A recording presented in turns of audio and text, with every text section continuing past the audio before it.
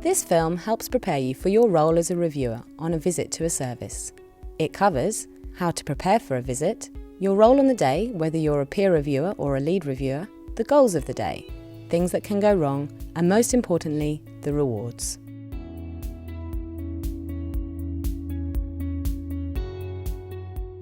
It's important to read through the papers before the review day.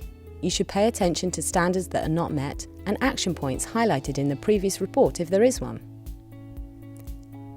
If you're not able to attend the review, you must inform the college as early as possible and try to find a replacement. Some visits cannot go ahead if there are not enough reviewers, or if they do not include a mix of people from different clinical backgrounds. It is particularly important to arrive on time for the briefing.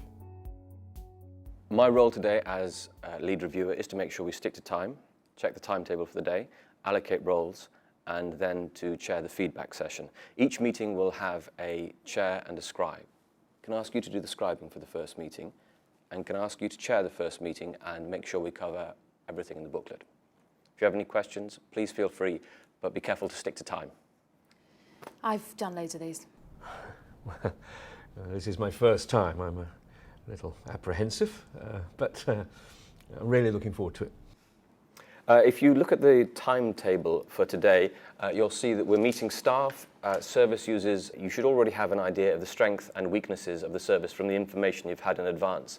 The idea is to validate this, explore areas where things aren't going so well, and offer up ideas for improvement. It's the chair's job to time keep. Now, this is important because we need to give everyone a chance to speak, ensure we cover all the standards, and minimize disruption to the host service.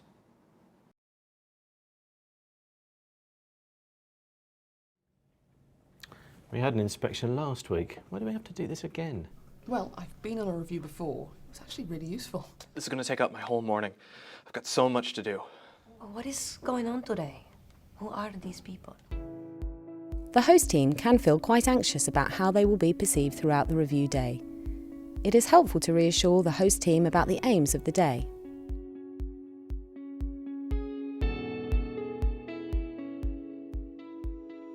You can offer support by sharing ideas.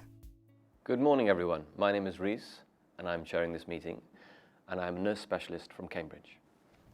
I'm Emma, clinical psychologist from Nottingham. Siobhan, service user representative, Cardiff. Anthony, a psychiatrist from East London. Helena, service user. I'm Stephanie, consultant psychiatrist here. Greg, staff nurse. Stephen, clinical psychologist. Thank you.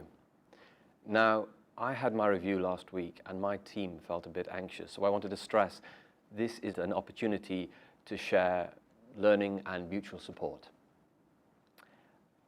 We all have experience of these kind of services, so hopefully we can think together and help you address any areas you'd like to improve on. Shall we just go through today's timetable in case anything needs to be moved?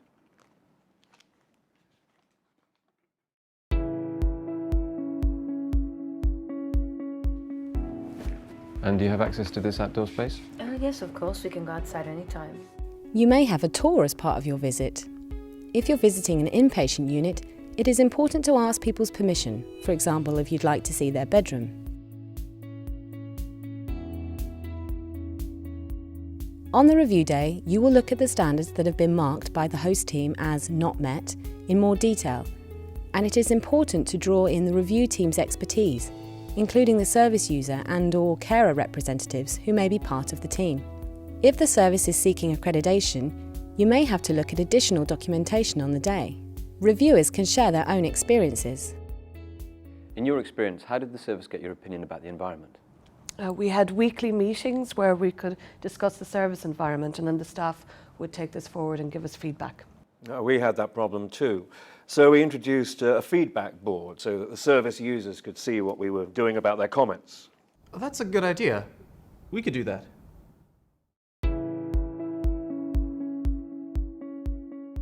You'll break for lunch, and this is a good time for more informal networking. You can catch up about what you think so far if you're alone as a team, but you'll need to be sensitive if you're eating with the hosts. As part of the review day, you may meet with a group of service users to get their opinions on the service. This is an opportunity to gather feedback from service users relating to the standards and should not involve asking personal questions about them. We're interested in what you think of the service. Can you tell us about how you're involved in your care planning? Yes, we have weekly meetings available with a key worker where we can talk about our goals and care plan when we first start for the service. If we have any questions, we can talk about it and give feedback. And you all agree with that?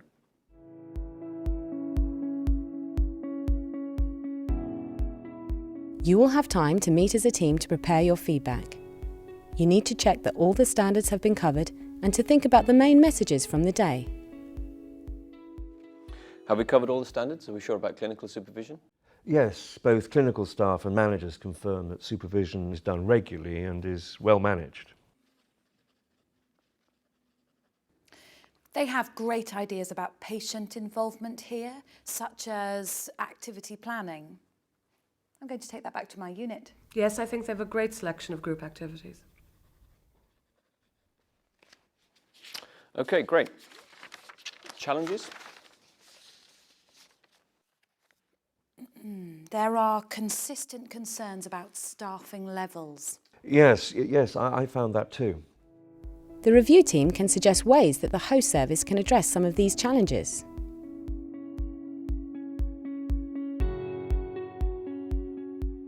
It is important when giving feedback to be supportive and not overly critical.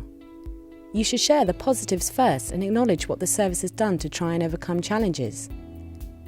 You can then hand over to the rest of the team to add any other comments. It is also important not to highlight specific individuals for criticism. It was great to see how you have such a cohesive team. That was very encouraging.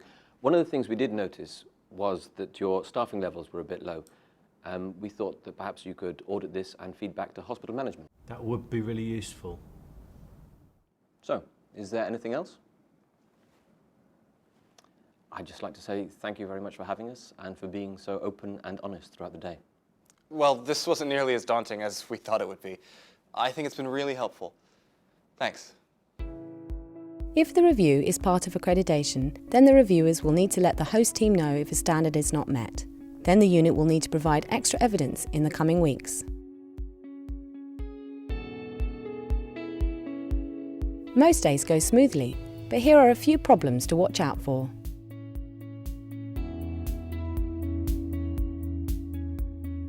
Sometimes people might make personal or overly critical comments on a review, or compare the host service unfavourably to their own service.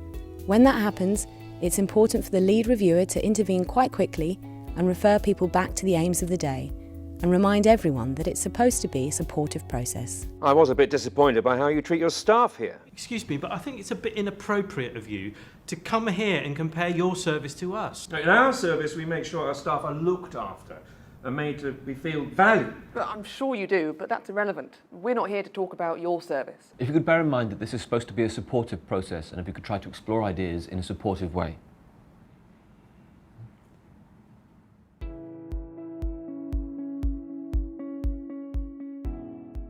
If the designated scribe isn't taking notes during the day or doesn't seem to be recording things, it is useful to encourage them to do this. Well, at the moment, we're looking to get a grant for refurbishing the service.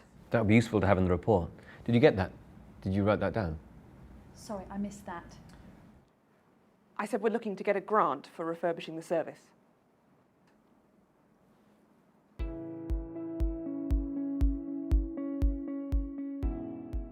If you have any concerns about safety or quality of care, or any allegations made, it's really important that you tell the lead reviewer, who can give us a call at the college.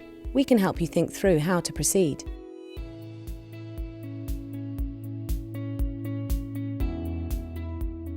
Sometimes conversation can veer off the purpose and aims of the day. It is important that the review team remember to keep the conversation focused on the standards and is respectful of the unit in their comments. Do you have arts therapy here? Yeah, we have a part-time arts therapist, which is quite a lot of input for our service users.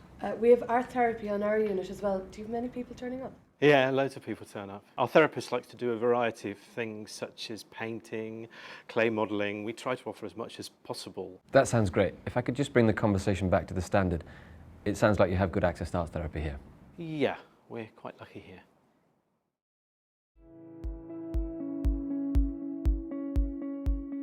If there is one person monopolising conversation, then it can be useful to address questions to other people, and so their opinions can be heard. So how do you collect service user feedback here? We start by a service user forum. Yeah, well, we start with a service user forum once a month, which is useful. And we have a questionnaire that we provide. I think I speak for everyone when I say that we provide a really responsive, attentive service to our service users. Okay, thank you for that. I'd just like to bring in the perspective of the nursing staff here also. Oh, thanks. We also ask service users to give feedback in any meetings.